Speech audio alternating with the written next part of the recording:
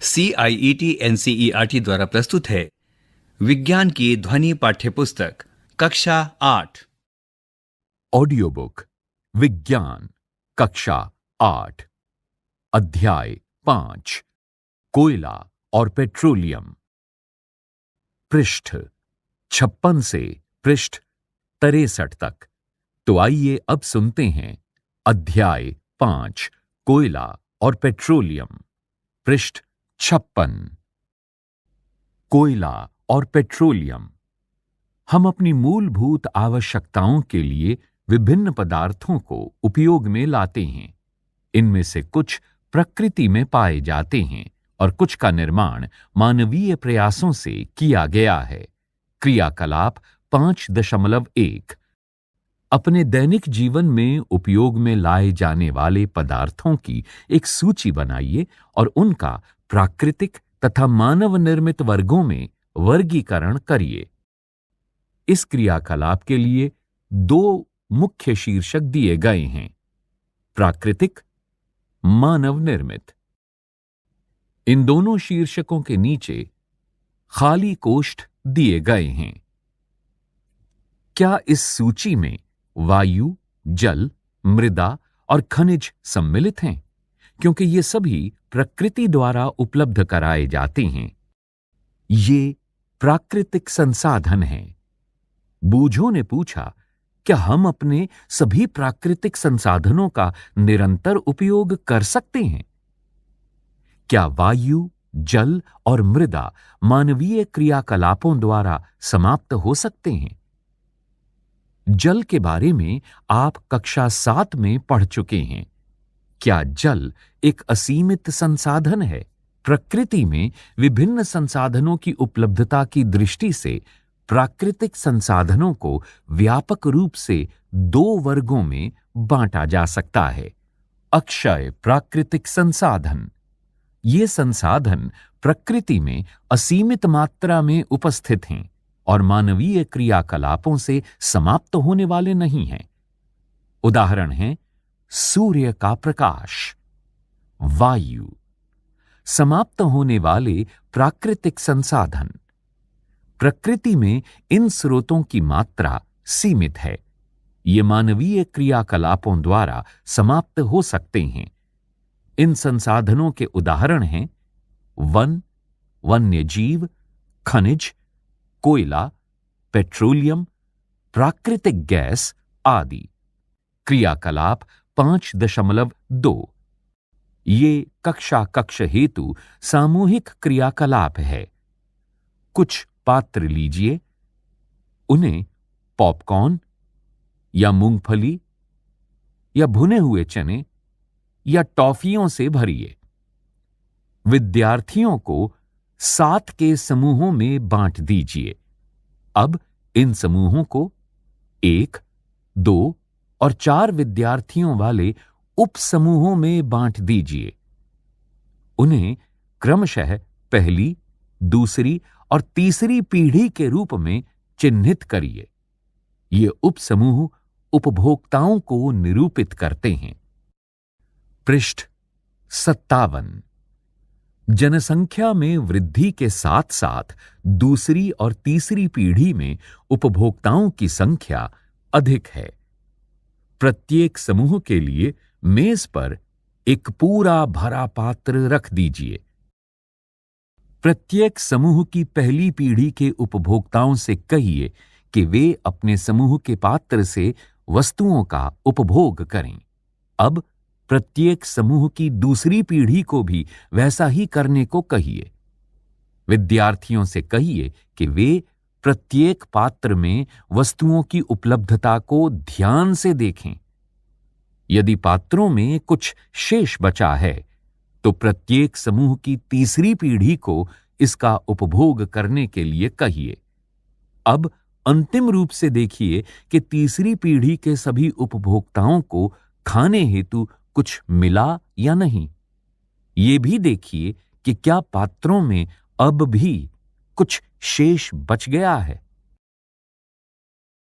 मान लीजिए कि पात्रों के खाद्य पदार्थ कोयले, पेट्रोलियम या प्राकृतिक गैस जैसे समाप्त होने वाले प्राकृतिक संसाधनों को प्रदर्शित करते हैं।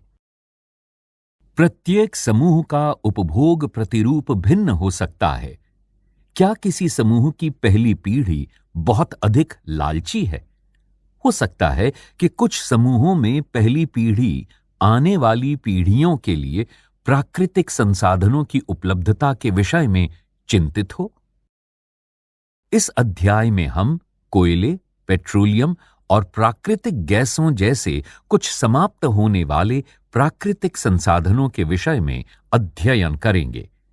इनका निर्माण सजीव प्राणियों के मृत अवशेषों यानी जीवाश्मों से होता है, अतः इन्हें जीवाश्मी ईंधन कहते हैं। 5.1 कोयला। आपने कोयला देखा होगा या इसके बारे में सुना होगा। चित्र 5.1 ये पत्थर जैसा कठोर और काले रंग का होता है। चित्र 5.1 इस चित्र में कोयला दिखाया गया है। खाना पकाने हेतु उपयोग में आने वाले ईंधनों में कोयला एक है। पहले इसका उपयोग रेल इंजनों को चलाने के लिए भाप बनाने में होता था। इसका उपयोग तापीय शक्ति संयंत्रों में विद्युत उत्पन्न करने हेतु भी किया जाता है। कोयले का उपयोग विभिन्न उद्योगों में ईंधन के रूप में भी किया जाता है। कोयले की कहानी। पहेली ने पूछा, कोयला हमें कहां से प्राप्त होता है और यह कैसे बनता है? लगभग 300 मिलियन वर्ष पूर्व पृथ्वी पर निचले जलीय क्षेत्रों में घने वन थे। बाढ़ जैसे प्राकृतिक प्रक्रमों के कारण ये वन मृदा के नीचे दब गए। उनके ऊपर अधिक मृदा जम जाने के कारण वे संपीड़ित हो गए।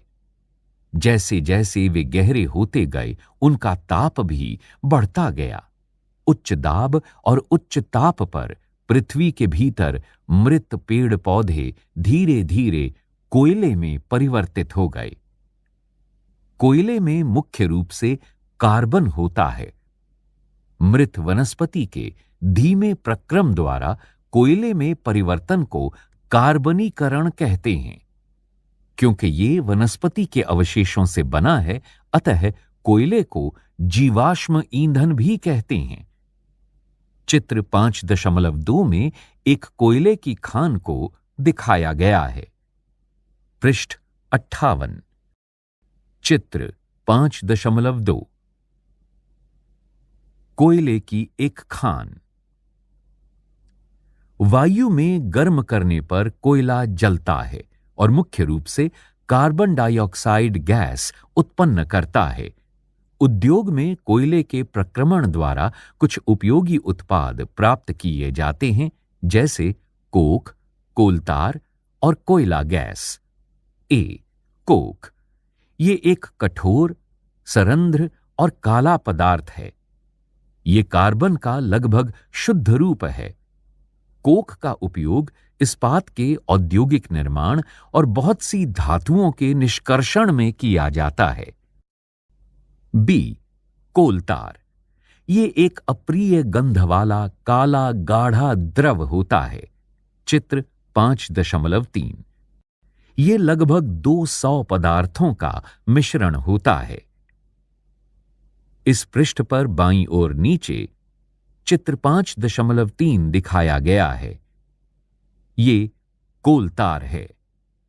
कोलतार से प्राप्त उत्पादों का उपयोग प्रारंभिक पदार्थों के रूप में दैनिक जीवन में काम आने वाले विभिन्न पदार्थों के औद्योगिक निर्माण में तथा उद्योगों जैसे संश्लेषित रंग, औषधि, विस्फोटक, सुगंध, प्लास्टिक, पेंट, फोटोग्राफिक सामग्री, छत निर्माण सामग्री आदि में होता है। रोचक तथ्य है कि मौत और अन्य कीटों को भगाने हेतु प्रयोग में लाई जाने वाली नेफ्थलीन की गोलियां भी कोलतार से प्राप्त की जाती हैं। इस पृष्ठ पर बीच में पीले रंग के बक्से में महत्वपूर्ण जानकारी दी गई है। आजकल पक्की सड़कों के निर्माण में कोल तार के स्थान पर एक पेट्रोलियम उत्पाद बिटुमेन का प्रयोग किया जाता है। सी, कोयला, गैस। कोयले के प्रक्रमण द्वारा कोक बनाते समय कोयला गैस प्राप्त होती है। ये कोयला प्रक्रमण संयंत्रों के निकट स्थापित बहुत से उद्योगों में ईंधन के रूप में उपयोग की जाती है। इस पृष्ठ पर सबसे नीचे पीले रंग के कोष्ठ में महत्वपूर्ण जानकारी दी गई है। लंदन में 1810 में तथा न्यूयॉर्क में 1820 के आसपास कोयला गैस का उपयोग प्रथम बार सड़कों पर रोशनी के लिए किया गया था। आजकल इसका उपयोग रोशनी के बजाय ऊष्मा के स्रोत के रूप में किया जाता है।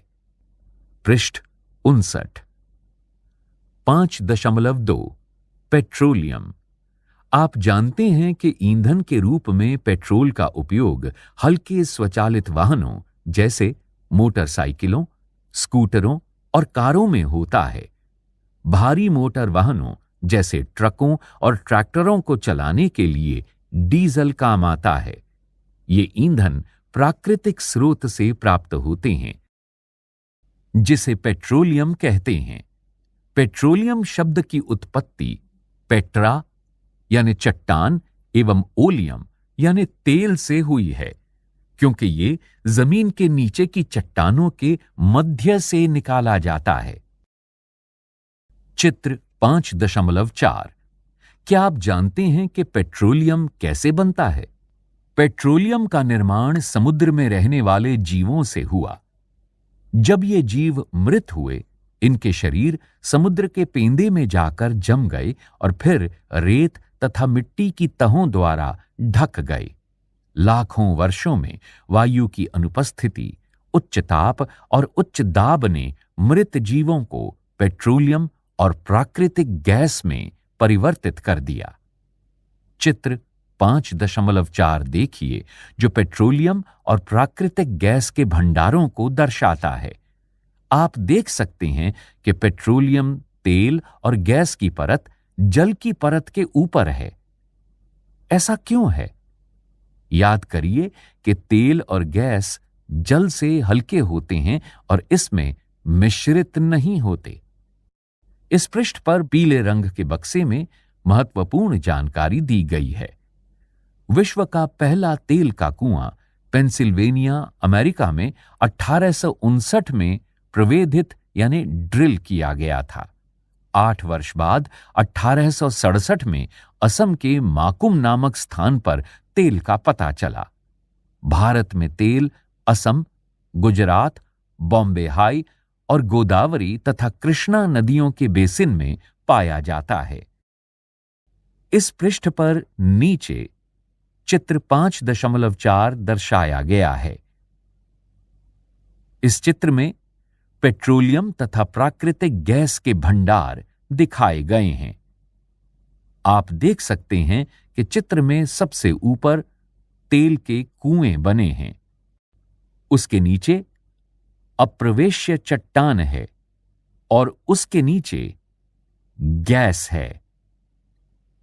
गैस के नीचे तेल है और तेल के नीचे जल और जल के नीचे तेलाशय चट्टान है। पेट्रोलियम का परिष्करण। पेट्रोलियम गहरे रंग का तेलीय द्रव है। इसकी गंध अप्रिय होती है। यह विभिन्न संघटकों जैसे पेट्रोलियम गैस, पेट्रोल, डीजल, स्नेहक तेल, पैराफिन मोम आदि का मिश्रण होता है। पृष्ठ 60। पेट्रोलियम के विभिन्न संघटकों या प्रभाजों को पृथक करने का प्रक्रम परिष्करण कहलाता है। यह कार्य पेट्रोलियम परिष्करणी में संपादित किया जाता है। चित्र 5.5। ये चित्र पेट्रोलियम परिष्करणी का है। पेट्रोलियम के विभिन्न संघटक और उनके उपयोग सारणी 5.1 में दिए गए हैं। इस पृष्ठ पर पीले रंग के बक्से में महत्वपूर्ण जानकारी दी गई है। पेट्रोलियम और प्राकृतिक गैस से अनेक उपयोगी पदार्थ प्राप्त किए जाते हैं। इन्हें पेट्रो रसायन कहते हैं। इनका उपयोग अपमार्जक, रेशे, पॉलिएस्टर, नायलॉन, एक्रेलिक आदि, पॉलीथीन और अन्य मानव निर्मित प्लास्टिक आदि के औद्योगिक निर्माण में किया जाता है। प्राकृतिक गैस से प्राप्त हाइड्रोजन गैस का उपयोग उर्वरकों, यूरिया के उत्पादन हेतु किया जाता है। अपने बहुत अधिक व्यावसायिक महत्व के कारण पेट्रोलियम को काला सोना भी कहते हैं। 5.3 प्राकृतिक गैस। प्राकृतिक गैस एक बहुत महत्वपूर्ण जीवाश्म ईंधन है, क्योंकि इसका परिवहन पाइपों द्वारा सरलतापूर्वक हो जाता है। प्राकृतिक गैस को उच्च दाब पर संपीड़ित प्राकृतिक गैस सीएनजी के रूप में भंडारित किया जाता है। सीएनजी का उपयोग ऊर्जा उत्पादन हेतु किया जाता है। अब इसका उपयोग परिवहन वाहनों में ईंधन के रूप में किया जा रहा है, क्योंकि ये कम प्रदूषणकारी है। ये एक स्वच्छ ईंधन है। सीएनजी का अधिक लाभ ये है कि इसे घरों और कारखानों में सीधा जलाया जा सकता है, जहां इसकी आपूर्ति पाइपों के माध्यम से की जा सकती है। पाइपलाइनों का ऐसा जाल बड़ोदरा, गुजरात, दिल्ली के कुछ भागों और अन्य स्थानों पर उपलब्ध है। इस पृष्ठ पर सबसे नीचे सारणी 5.1 दिखाई गई है। सारणी 5.1 पेट्रोलियम के विभिन्न संघटक और उनके उपयोग। इस सारणी के 3 मुख्य शीर्षक हैं: क्रम संख्या, पेट्रोलियम के संघटक, उपयोग। क्रम संख्या 1 द्रवित पेट्रोलियम गैस एलपीजी। इसका घरों और उद्योगों में ईंधन के रूप में उपयोग किया जाता है। क्रम संख्या 2 पेट्रोल। इसका मोटर ईंधन, शुष्क धुलाई के लिए विलायक के रूप में इस्तेमाल किया जाता है। क्रम संख्या 3 मिट्टी का तेल। इसका उपयोग स्टोव, लैंप और जेट वायुयान के लिए ईंधन के रूप में किया जाता है। क्रम संख्या 4 डीजल।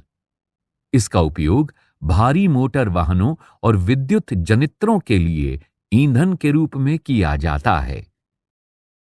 क्रम संख्या 5 स्नेहक तेल। इसका उपयोग स्नेहन के लिए किया जाता है। क्रम संख्या 6 पैराफिन मोम। इसका उपयोग मरहम, मोमबत्ती, वैसलीन आदि में किया जाता है। क्रम संख्या 7 बिटुमेन। इसका उपयोग पेंट व सड़क निर्माण में किया जाता है। पृष्ठ 61। प्राकृतिक गैस का उपयोग प्रारंभिक पदार्थ के रूप में बहुत से रसायनों और उर्वरकों के औद्योगिक निर्माण में किया जाता है। भारत में प्राकृतिक गैस के विशाल भंडार हैं। हमारे देश में प्राकृतिक गैस त्रिपुरा, राजस्थान, महाराष्ट्र और कृष्णा गोदावरी डेल्टा में पाई जाती है। बूझो ने पूछा, क्या प्रयोगशाला में मृत जीवों से कोयला, पेट्रोलियम और प्राकृतिक गैस बनाई जा सकती है? पहेली ने कहा, नहीं, इनका बनना एक बहुत धीमा प्रक्रम है और इनके बनने की परिस्थितियां प्रयोगशाला में उत्पन्न नहीं की जा सकती। 5.4 कुछ प्राकृतिक संसाधन सीमित हैं। आपने इस अध्याय के प्रारंभ में पढ़ा है कि कुछ प्राकृतिक संसाधन जैसे जीवाश्म ईंधन, वन, खनिज आदि समाप्त होने वाले होते हैं।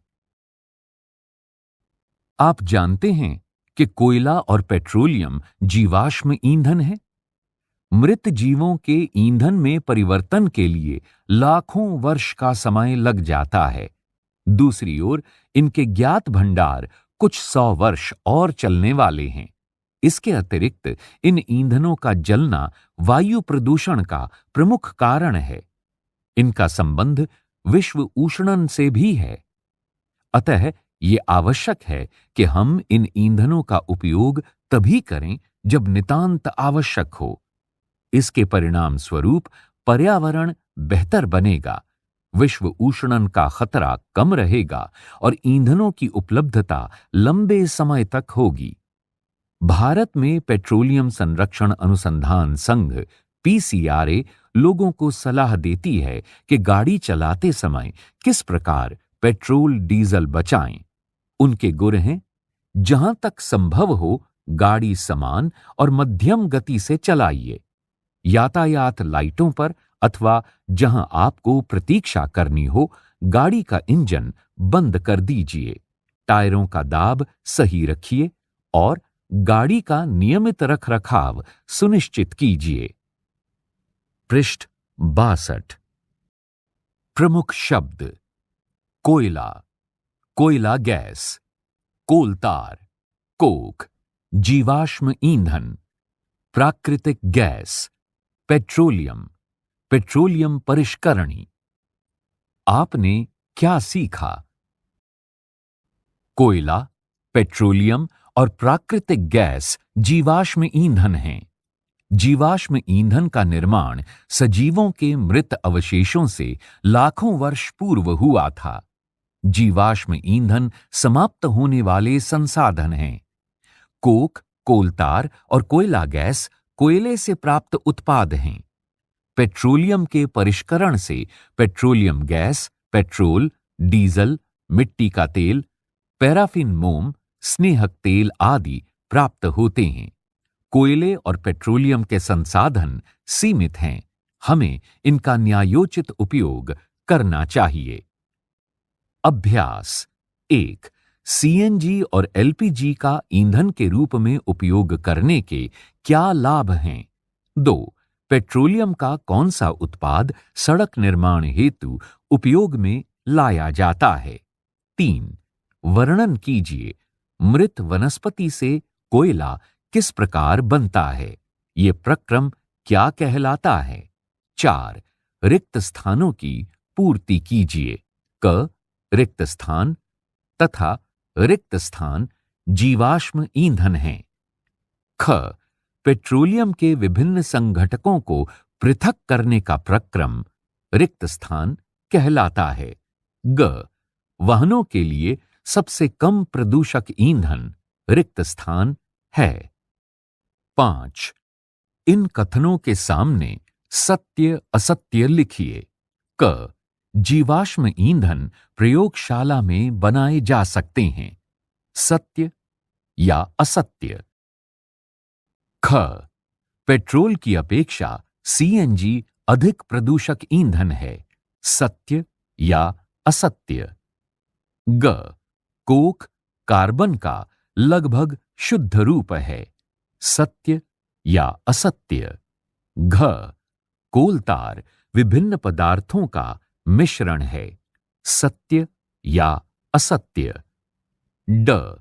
मिट्टी का तेल एक जीवाश्म ईंधन नहीं है। सत्य या असत्य? 6.